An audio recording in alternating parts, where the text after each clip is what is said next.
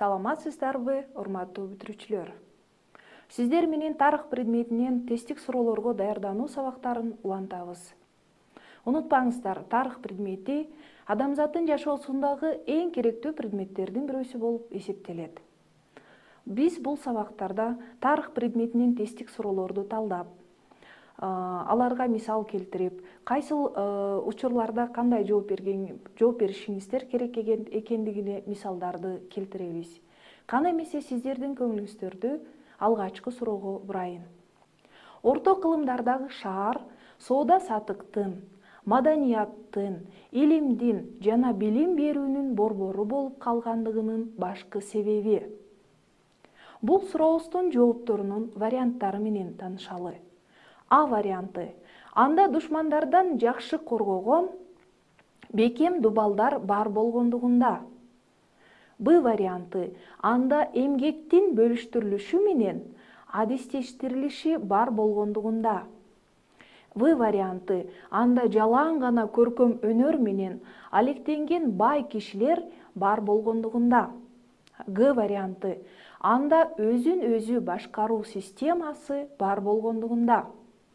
Урматтуу окуучулар, бул сурообузга жооп берип жатып, негизги башкы факторду тандоо керек болгон суроо экендигине көңүлүңүздөрдү бургум келет. Мында шаардын соода, маданият жана билим борборуна айлангандыгынын себеби каралат. Шаардын илим, маданият жана билим берүү борбору болуп калышы үчүн саналган факторлордун баары керек. Шаар корголгондуктан анын жашоочулары өздөрүн айыл кыштактагыларга салыштырмалуу бир кыйла коопсуз сезишет. Шаардагы өзүн өзү башкаруу системасы колдо бар ресурстарды шаардын муктаждыктарына, анын ичинде шаар өнүгүүсү үчүн билимдүү адамдардын керектигине жараша бөлүштүрүүгө мүмкүнчүлүк берет. Искусствого кызыккан бай адамдардын бар болушу сүрөтчүлөрдүн заказ алып иштеп, ошону менен жан сактоосуна шарт түзөт. Эмгектин дал ушундай айыл чарбасында жок болгон бөлүштүрүлүшү менен адистештирилиши шаар тургундарынын ичинен интеллигенциянын калыптанышына негиз болгон топтун акыл эмгеги менен алектенишкен адамдардын социалдык тобунун бөлүнүп чыгышына өбөлгө түздү. Ошентип, өзүңүздөр байкап тургандай, бул сурообуздун туура жообу Б варианты болуп эсептелет. Башкы себеби демек, анда эмгектин бөлүштүрүлүшү менен адистештирилиши бар болгондугунда. Урматтуу бүтүрүүчүлөр, кезектеги сурообуз болсо, Орто кылымдардагы Борбордук Азиядагы болуп өткөн окуяларга арналат. Ошентип, урматтуу окуучулар, силердин көңүлүңөргө логикалык ой жүгүртүүгө багытталган бул суроону сунуш кылайын. Эмне себептен Батыш Түрк кагандыгынын көчмөн ак сөөктөрү Тон Жабгу кагандын саясатына нааразы болушкан? Бул суроонун жоопторунун варианттары. А. Каган ак сөөк адамдарды аскердик кызматка тарткан эмес. Б варианты. Каган көп убактысын аңчылык менен өткөргөн. В варианты. Каган кол өнөрчүлүк менен алп урушууга тыюу салган. Г варианты. Каган көчмөн ак сөөктөр менен дыйкан ак сөөктөрдү тең укуктуу кылып койгон. Бул сурообуз болсо логикалык ой жүгүртүүнү талап кылат. Түрктөр Борбордук Азиянын аймагын өздөрүнө 6-кылымда баш ийдирип алган. Ошол эле мезгилде согдилик шаарлар пайда болуп, аларда шаар элитасы калыптанат. Шаарлар сооданын өнүгүүсүнө түрткү берет. Ошон үчүн Тон Жабгу каган көчмөн жана утурукташкан ак сөөктөрдүн укуктарын теңдөөгө умтулат. Бирок түрк ак сөөктөрү өздөрүнүн жеңип алуучулук артыкчылыктарынан кол жуугусу жана отурукташкан төбөлдөр менен бийлик бөлүшкүсү келбейт. Демек, өзүңүздөр байкагандай, бул сурообуздун туура жообу Г варианты. Ак сөөктөрдүн нааразы болушунун себеби каган көчмүн ак сөөктөр менен дыйкан ак сөөктөрдү тең укуктуу кылып койгон. Урматтуу бүтүрүүчүлөр, кезектеги сурообузду талдап көрөлү. Төмөн жакта келтирилген айтымдардын кайсынысы Франциянын королу Людовик 14-кө таандык болуп, абсолюттук монархиянын символу болуп эсептелет? Бул сурообуздун жоопторунун варианттары. А варианты: король үчүн эң башкысы өз букараларына кам көрүү. Б варианты: менин вассалымдын вассалы менин вассалым эмес. В варианты: эл менин таянычым. Г варианты: мамлекет бул мен. Урматтуу бүтүрүүчүлөр, бул суроодо абсолюттук монархия деген түшүнүк менен мамлекет бул мен деген ойдун ортосундагы логикалык байланыш бар. Жооптун А варианты туура эмес. Анткени абсолюттук монархиянын таянычы болуп дворяндар саналып, өкүмдар баарыдан мурда алардын кызыкчылыктарын колдойт. Бул болсо дыйкандардын жана жаңы пайда болуп бараткан буржуазиянын кызыкчылыктарына каршы келет. Ушул эле себептен улам жооптун Г варианты да туура боло албайт. Ошондой эле Б варианты да туура эмес. Өзүңүздөр байкагандай, бул сурообуздун туура жообу В варианты болуп эсептелет. Монархиянын символу болуп эл менин таянычым. Кезектеги сурообузга сиздердин көңүлүңүздөрдү бурайын. Кезектеги сурообуз болсо, Борбордук Азиядагы 15-кылымдарда болуп өткөн окуяларга тиешелүү суроо. Кыргыздардын 15-кылымдын аягында, 16-кылымдын башында Алтайдан Теңир тоого көчүп келишине эмне себеп болгон? Бул сурообуздун жоопторунун варианттарын карап көрөлү. А варианты: Жунгар хандыгынын кысымы. Б варианты: Уйгур хандыгынын жеңип чыгуусу. В варианты: аларды Хубилай хан көчүргөн. Г варианты: алар Чыңгыз ханга баш ийүүнү каалашкан эмес. Бул суроого туура жооп бериш үчүн 15-кылымдын аягында, 16-кылымдын башындагы Борбордук Азиядагы саясий кырдаалды талдап чыгуу керек. Бул мезгилде Уйгур кагандыгы жана Чыңгызхан урпактарынын мамлекети эбак жок болчу. Ошон үчүн Б жана В, ошондой эле Г варианттарынын жооптору туура эмес. Өзүңүздөр байкагандай, бул сурообуздун туура жообу А варианты. Жунгар хандыгынын кысымынан улам кыргыздар Алтайдан Теңир тоого көчүп келишкен экен.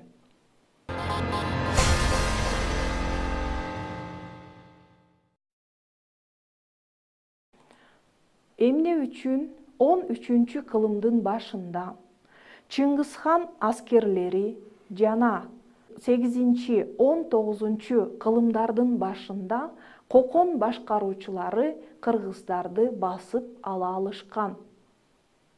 Бул сурообуздун жоопторунун варианттары. А. Басып алуучулар салык чогултпасын убада кылышкан. Б варианты: кыргыздар өздөрү чет мамлекеттин карамагына өтүү демилгесин көтөрүшкөн. В варианты: кыргыз урууларында биримдик жок болгон. Г варианты: кыргыз башкаруучулары элдик көтөрүлүштөрдөн коркуп, өздөрү басып алуучуларга баш ийип беришкен. Бул суроого туура жооп берүү үчүн кыргыз коомунда аталган тарыхый мезгилдерде болуп өткөн тарыхый процесстерди салыштыруу керек. Улуу кыргыз кагандыгы ыдырап кеткенден кийин бардык биригүү аракеттерине карабай, кыргыздардын Эни Сайда да, Теңир тоодо да бирдиктүү мамлекети болгон эмес. Өзүнчө уруу, урук бирикмелери, өз алдынча жана аз санда болуп, басып алуучулардын сан жагынан да, уюшкандыгы жагынан да алардан ашып түшкөн күчтөрүнө каршылык көрсөтө алышкан эмес. Демек, бул сурообуздун туура жообу басып алуунун себеби кыргыз урууларында биримдик жок болгон. Эми болсо сиздердин көңүлүңөрдү кезектеги суроого бурайын. Кезектеги сурообуз өзүнүн түзүлүшү боюнча эң татаал суроолордун катарына кирет.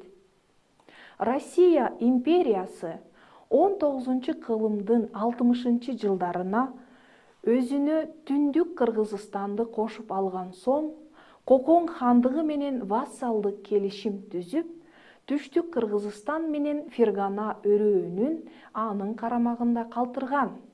Ал эми 1876 жылы ал Кокон хандыгын жок кылып, анын карамагындагылардын бардыгын өзүнүкү деп жарыялаган. Төмөндөгүлөрдүн кайсынысы буга себеп болгон? А варианты. А дегенде Түштүк Кыргызстан Россияга кошулууга каршы болгон. Б варианты. 19-кылымдын 60-жылдарында Кокон хандыгы Россиянын али күчтүү каршылашы болуп, 19-кылымдын 70-жылдарында гана алсырап калган. В варианты. 1876 жылы Кокон ханы өз ыктыяры менен тактысынан баш тартып, башкарууну Россиянын колуна өткөрүп берген. Г варианты. Чыгыш маселеси боюнча Англия менен болгон тирешүү Россиянын пайдасына өзгөргөнгө чейин ал Кокон хандыгын буфердик аймак катары сактап турган. Жана өйдөдө айтып өткөндөй, бул суроо эң татаал суроолор категориясына кирет. Ал Кыргызстан караштуу болгон аймактагы жагдайды талдоо менен чектелбөөнү талап кылат. Мындан тышкары каралган учурда Россиянын саясаты айтылуу чыгыш маселесине, тактап айтканда, Россия менен Англиянын чыгыштагы тирешүүсүнө да байланыштуу болгонун түшүнүү зарыл. Крым согушундагы жеңилүүнүн натыйжасы Россияга өзүнүн Афганистанга болгон таасирин күчөтүүгө кызыктар Англия менен ачык, түз атаандашууга мүмкүнчүлүк бербей жатты. Ошондуктан чыгыштагы кырдаал өзгөргүчтө Россияга көз каранды вассалдык мамлекет болгон Кокон хандыгы чыгыш маселеси боюнча Россия менен Англиянын ортосундагы буфер милдетин аткарган. Бул сурообуздун туура жообу Г варианты. Чыгыш маселеси боюнча Англия менен болгон тирешүү Россиянын пайдасына өзгөргөнгө чейин ал Кокон хандыгын буфердик аймак катары сактап турган. Эми болсо, урматтуу бүтүрүүчүлөр, сиздердин көңүлүңүздөргө бүткүл дүйнөлүк тарых боюнча суроолорду талоого бурайын. Француз-Прус согушунун мүнөзү 1870 жылдын 4-сентябрынан кийин Франция үчүн басып алуу согушунан боштондукка чыгуу согушу болуп өзгөргөн. Суроо: төмөн жактагы окуялардын кайсынысы буга себеп боло алат? Варианттарын карап көрөлү. А варианты. Францияда буржуазиялык демократиялык революция болуп өткөн. Б варианты. Франциянын королу Наполеон III туткунга түшкөн. В варианты. Франция жаңы ынтымакташтарды, союздаштарды тапкан. Г варианты. Франция багынууга же капитуляцияга макул болгон. Бул суроого туура жооп берүүдө окуялардын себеп-натыйжа байланышын аныктап алуу керек. Француз-Прус согушун Франция баштаган. Ошон үчүн жооптун Б, В жана Г варианттарында көрсөтүлгөн окуялар согуштун баскынчылык мүнөзүн эч өзгөрткөн эмес. Ал эми 1870 жылдын 4-сентябрында Францияда болуп өткөн буржуазиялык демократиялык революция коомдук саясий түзүлүштүн монархиядан республикага алмашуусуна алып келген. Өзүңүздөр байкагандай, бул сурообуздун туура жообу А варианты. Францияда буржуазиялык, демократиялык революция болуп өткөн.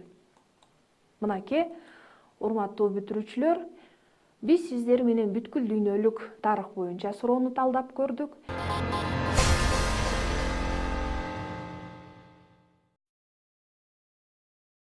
Эми болсо, урматтуу бүтүрүүчүлөр, биз сиздер менен Кокон хандыгына байланыштуу болгон суроого жооп берели.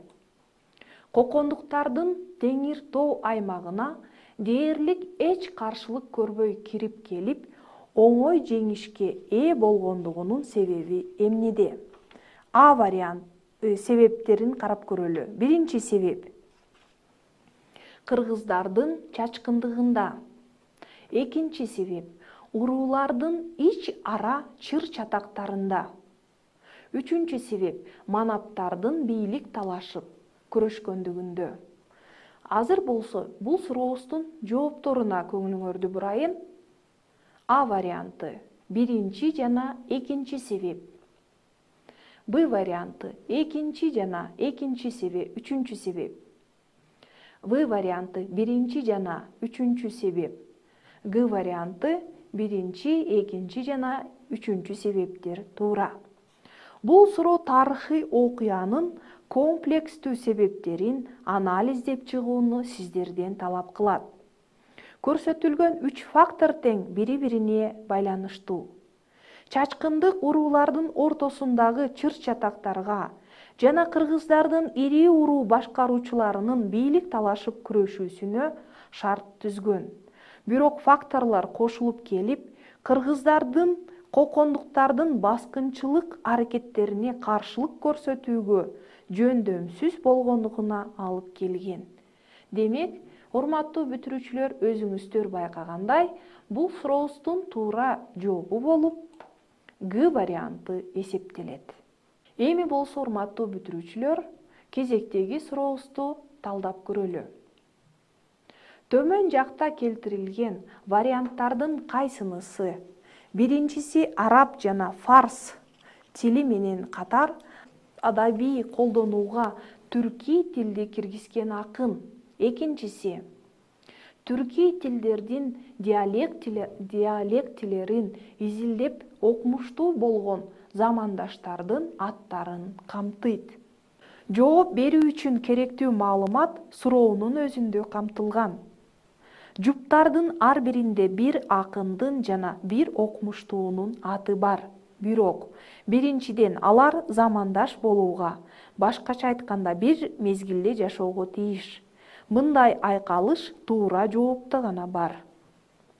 Өзүңүздөр байкагандай, бул сурообуздун туура жообу Б варианты болуп эсептелет. Баласагын жана Кашгари.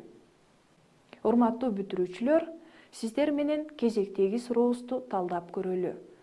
Төмөндөгүлөрдүн кайсынысы айыл чарбанын америкалык жолунун белгиси эмес? Бул сурообуздун жоопторунун варианттары. Көңүл коюп окуганга аракет кылыңыздар. А варианты — айыл чарба машиналарынын кеңири колдонулушу. Б варианты — майда жер ээлеринин ири жер ээлерине же помещиктерге экономикалык көз карандылыгы. В варианты — чарбанын базарга багытталышы. Г варианты — жердин эркин сатылышы. Бул сыяктуу суроолорго жооп бергенде эмес деген сөздүн кара ариф менен белгиленгендигине көңүл буруу зарыл. Башкача айтканда, жооптун 4 вариантынын ичинен 3-өө бир көрүнүштүн, башкача айтканда чарбанын америкалык өнүгүү жолунун мүнөздөмөсүнө тийиштүү болуп, 4-сү ага карама-каршы көрүнүштү мүнөздөйт. Ошондой эле А, В жана Г варианттарынын ортосундагы байланышты талдап көрүү ылазым. Аларда көрсөтүлгөн факторлордун жүзөгө ашырылышынын натыйжасында өнүгүүнүн дал ошол америкалык жолун аныктаган базар экономикасына багытталган фермерлик чарба калыптанат. Жооптун Б варианты айыл чарбаны өнүктүрүүнүн пруссиялык жолун сыпаттайт. Ага феодалдык жер ээлөөчүлүктүн эски калдыгынын майда жер ээлеринин ири жер ээлерине экономикалык жактан көз каранды болушунун сакталып калышы мүнөздүү. Бул сурообуздун туура жообу Б варианты. Майда жер ээлеринин ири жер ээлерине, помещиктерге экономикалык көз карандылыгы. Кезектеги сурообуз. Саясий режим катары фашизмге мүнөздүү өзгөчөлүк бул. Бул сурообуздун жоопторунун варианттары. А варианты. Демократиялык баалуулуктарды жокко чыгаруу. Б варианты. Либералдык баалуулуктарды сыйлоо. В варианты. Тынчтыкты көздөгөн тышкы саясат. Г варианты. Сөз эркиндигин жогорку саясий баалуулук деп таануу. Бул суроого жооп берүүдө саясий режим катары фашизм бул улутчулдук менен расачылдык идеологиясын туткан тоталитардык мамлекетти түзүүгө умтулуу экендигин түшүнүү ылазым. Ошондуктан мындай режим үчүн эч кандай демократиялык институттар ылайык келбесин. Андай болсо, ага кандай болсо да демократиялык баалуулуктарды төгүндөв мүнөздүү болору айкын. Ошентип өзүңүздөр байкагандай, бул сурообуздун туура жообу А варианты. Саясий режим катары фашизмге мүнөздүү өзгөчөлүк бул демократиялык баалуулуктарды жокко чыгаруу. Урматтуу бүтүрүүчүлөр, эми болсо биз сиздер менен азыркы кездеги болуп жаткан Кыргызстандын экономикалык реформалары эмнеге багытталгандыгына тиешелүү болгон суроону талдап көрөлү. 20-кылымдын 90-жылдарында Кыргызстандагы экономикалык реформалар эмнеге багытталган болчу? Бул сурообуздун жоопторунун варианттарын көңүл коюп окуйлу. А варианты. СССРдин бирдиктүү элдик чарба комплексин түзүүгө. Б варианты. Базар же рынок мамилелерине өтүүгө. В варианты. Пландык экономиканы сактап калууга. Г варианты. Экономиканы өнөр жайдан айыл чарбага байланыштырып өзгөртүүгө. Бул сурообуз өлкөнүн эгемендүүлүгү орногондон кийинки экономикалык саясаттагы өзгөрүүлөргө тиешелүү. Мында СССР ыдырагандан кийинки саясий түзүлүштөгү жана мамлекеттин өнүгүү концепциясындагы өзгөрүүлөр мамлекеттин экономикалык негизинин өзгөрүүсүн да талап кыларын түшүнүү зарыл. Советтик мезгил үчүн пландык экономика мүнөздүү болгон. Жооптун А, В варианттары дал ошондой. СССРге мүнөздүү экономиканын белгилерин чагылдырат. Г вариантынын жообу туура эмес. Анткени Кыргызстандагы экономиканы реформалоого багытталган программалардын биринде дагы түзүлүштүк чарбалык тең салмакты өзгөртүү каралган эмес. Коомдук мамилелердин демократиялаштырылышына, базар мамилелерине өтүү мүнөздүү болгон. Өзүңүздөр байкагандай, бул сурообуздун туура жообу базар же рынок мамилелерине өтүүгө багытталган болчу. Мына эмесе, урматтуу бүтүрүүчүлөр, кезектеги сабагыбыз да соңуна жетти. Тесттик суроолорго даярданууда сиздерге ийгиликтерди каалайбыз. Кезектеги сабакта көрүшкөнчө сак саламатта туруңуздар.